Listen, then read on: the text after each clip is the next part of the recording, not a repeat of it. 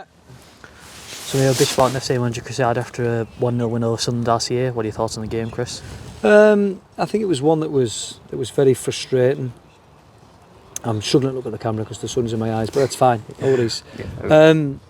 It was very frustrating for lots of reasons. But I've said to the guys there, whether you're winning comfortably or you're winning by a small margin, a win's a win, 3 points are 3 points, or we'll take that all day long. That was the objective before we came.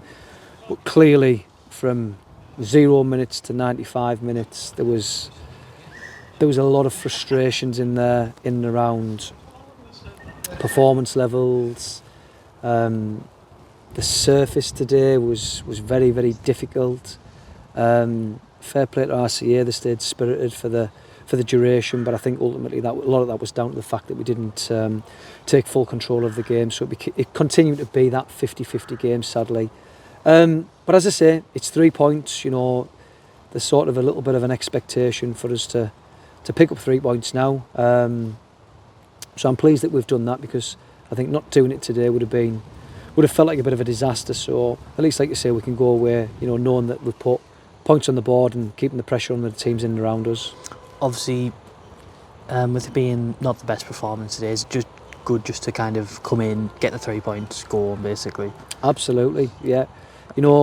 If you're not going to play well and win games of football, then there is positives you can take from that. And we didn't play well, as I say, we huffed, we puffed.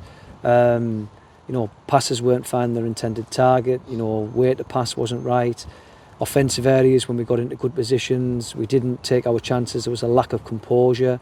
On a different day, it might have been 4 or 5.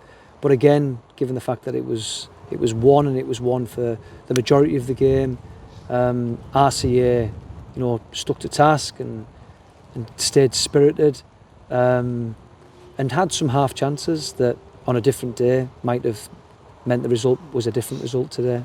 Obviously, now on to West Auckland on Tuesday. I know JJ went off today, and there's a couple of lads who are working on their way back from injury. Is it just assessing the squad basically over the next few days to see who's available and who's not?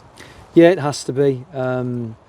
We know that level of performance won't be good enough on Tuesday night, so that needs to improve. But yeah, like you say, we'll assess the group. I think for JJ to leave the park, that's not a good sign.